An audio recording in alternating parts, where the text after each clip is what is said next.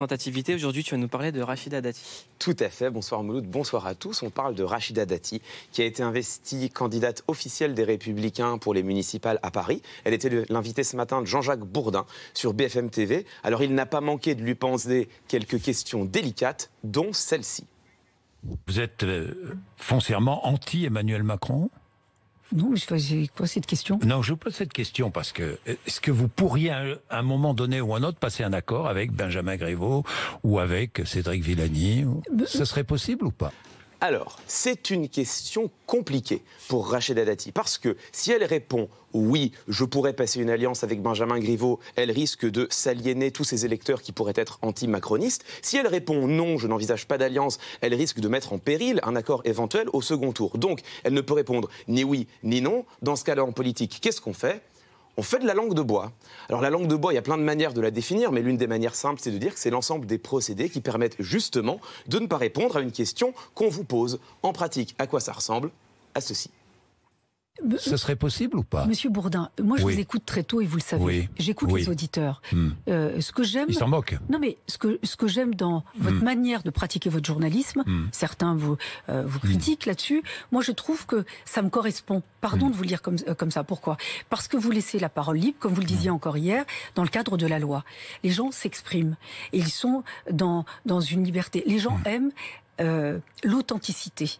La vérité, chacun a sa vérité. Ils aiment votre sincérité et vos convictions.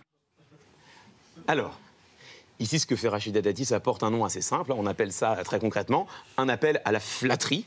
Alors, ça a deux utilités. Pourquoi elle fait ça? D'abord parce qu'il y a toujours une petite chance de parvenir à amadouer celui qui vous pose les questions, ce qui permet de décourager une éventuelle deuxième relance. En l'occurrence, elle a en face d'elle Jean-Jacques Bourdin. Ça a peu de chances d'arriver, mais c'est pas grave. Parce que Rachida Dati vient malgré tout de s'offrir 30 secondes. 30 secondes, c'est énorme. Déjà, ça lui permet de réfléchir à sa réponse. Et puis, 30 secondes, c'est plus important encore. Parce que 30 secondes, c'est précisément la durée de notre mémoire à court terme. Et ça, c'est quelque chose qui a bien été mis en évidence par les recherches en neuropsychologie qui suggèrent que notre capacité à retenir et réutiliser des informations exactes que l'on reçoit dans une discussion s'étend en moyenne de 15 à 20 à 30 secondes selon les individus. C'est même pire que ça. Au-delà de la deuxième seconde, les informations commencent déjà à se dégrader dans notre mémoire. Autrement dit, en retardant sa réponse, Rachida Dati, elle ne s'offre pas seulement du temps de réflexion, elle fait en sorte que nous ayons déjà commencé à oublier la question qui lui était posée. Et donc, elle peut répondre ceci. Ils aiment votre sincérité et vos convictions. Donc, moi, certains, effectivement, font de la tambouille. Certains se repeignent. C'est-à-dire que certains disent on fait de l'ouverture, et en fait, ils ne font pas du tout de l'ouverture. Ils disent qu'on renouvelle, ils ne renouvellent pas. Ils changent juste d'étiquette.